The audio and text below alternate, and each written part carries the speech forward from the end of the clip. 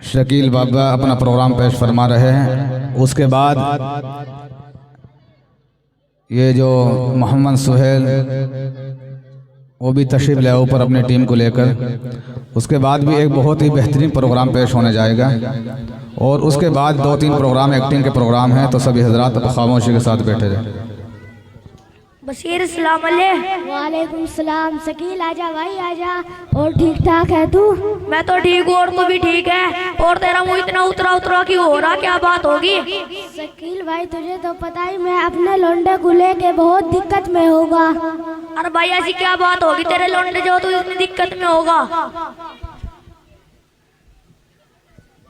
बे भाई ज्यादा कमजोरी आ गई।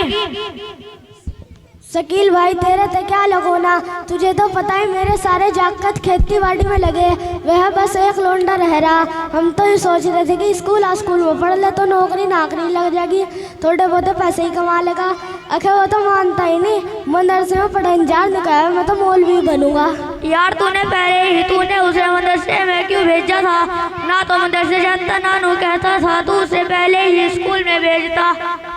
भाई मैंने उसे नू भेजा था कि अपने नमाज रोजे कर लेगा, मुझे क्या पता कि इसके ऊपर मौलवी बनने का भूत चढ़ेगा कि ये किसी की बात मानने का ही नहीं। और भाई जाकर भाई मेरा भी जैसा मैं कह दूँ ऐसा ही कर ले।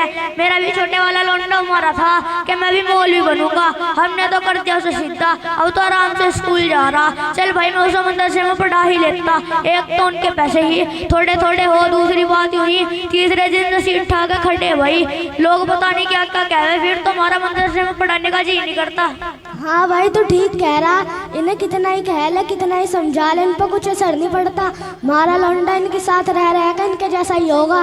कभी कह हुआ नमाज पढ़ो, कभी कह हुआ दाढ़ी रखो, और तो और इतने दिनों में जोड़ जोड़ कर टीवी लिया, उसे भी चला नहीं देता। रियू कह हुआ चला लिया तो फोड़ दूंगा।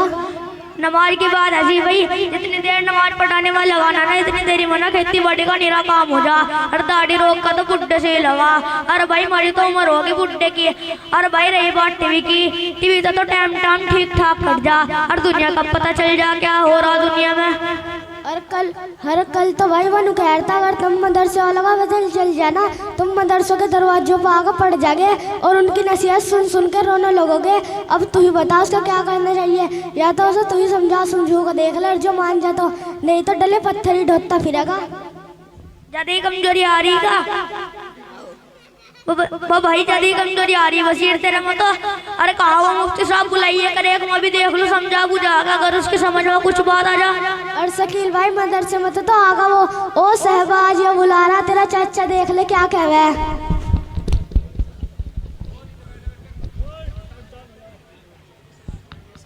अस्सलामु अलैकुम रहमतुल्लाहि व बरकातहू। बेटे वालेकुम सलाम। चाचा जानिए आप क्या कह रहे हैं? बेटे मैं क्या कहता, मैं तो यूँ कह रहा, मैंने सुना तू अपने बाप का कहना नहीं मानता। चाचा जानिए आप कैसी बातें कर रही है? बेटे जब तेरा बापा तुझे स्कूल में भेज जाता तो स्कूल में क्यों जाता? वालिदैन की नाफरमानी करने वाला दुनिया में परेशान रहता है और आखिरत में भी जहन्नम का ईंधन बनेगा। मैं कैसे अपने वालिदैन की नाफरमानी कर सकता हूँ? अगर बेटे ऐसी बात है तो हमें भी कुछ सुना कर दिखा दे, जो हमें पता चल जाए कैसी कैसी कुर्बानियां दी हमारे स्टूडेंट की कल की भारत करते हैं मदरसे वाले।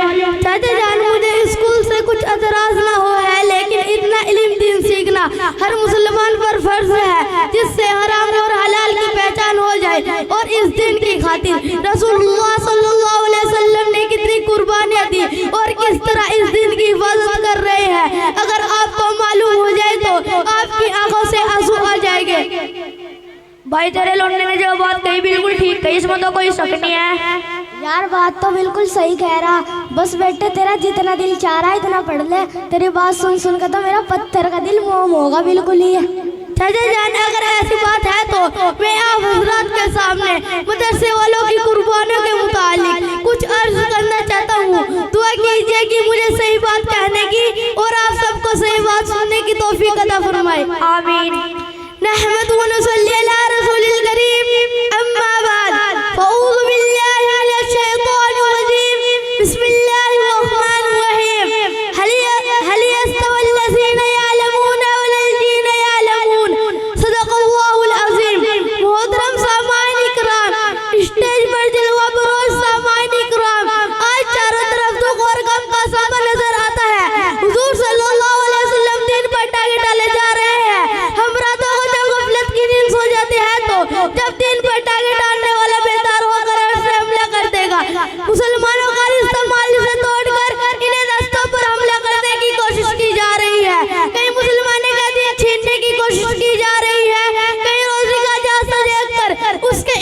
डाका डाला जा रहा है। वो देखो मदीना मुनव्वरा से उठने वाले नूर आज चारों तरफ से गिर चुका है।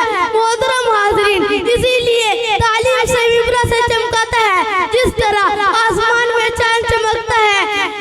एक आलिम को सलाम करने के लिए उतरते हैं। भाई जादे कमजोरी आ रही है। बशीर तेरे लौंडे की बात तो बता, मुझे अपनी गलती का एहसास होगा। मैं भी अपने लौंडे को स्कूल में से हटा कर मदरसे में भेजूंगा। चल भाई बशीर, हम दोनों अपने गुनाहों की माफी मांगोगे। शकील हकीकत में तो ठीक कह रहा। मैं भी अपने लौंडे को कह दूंगा कि हमारे लिए दुआ करवागा।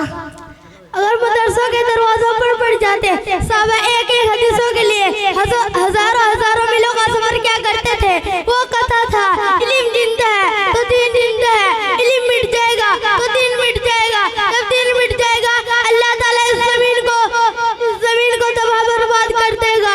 इस उलूम की बरकत है, रोज़ी उतर रही है, इस उलूम की बरकत है, चांद चांदनी दे रहा है, इस उलूम की बरकत है, जमीन से डाका निकल रहा है। खुदा की कसम, जब उलमा खत्म हो जाएंगे तो लोग शहीदों को अपना सरदार बना लेंगे। इलाही रोने के इस्लाम के समान पैदा कर, इलाही रोने के इस्लाम के समान पैदा कर, दिलों में मोमिनों के उल्फत कुरान पैदा कर। अस्सलामु अलैकुम रहमतुल्लाहि व बरकातहू। व अलैकुम अस्सलाम व रहमतुल्लाहि व बरकातहू। माशाल्लाह, बहुत ही खूब है। कौल खुदा इरशाद नबी फरमान न बदला जाएगा। है कौल खुदा इरशाद नबी फरमान न बदला जाएगा। बदलेगा ज़माना लाख मगर कुरान न बदला जाएगा।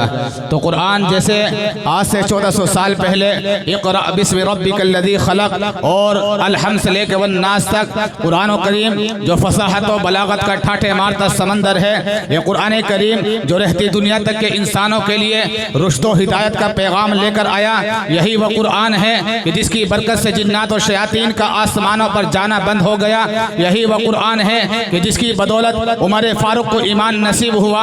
यही वह कुरान है जिसके बारे में अल्लाह के नबी अलैहिस्सलातु वस्सलाम की हदीस है, खैरुकुम मन तअल्लमल कुरान व अल्लमा, तुम में बेहतरीन शख्स में जो कुरान को सीखे और सिखाए। तो मोहतरम हजरात, अब आप हजरात के सामने एक ही मज़ेदार प्रोग्राम पेश होने जा रहा है, तो सभी हजरात खामोशी के साथ बैठ जाए।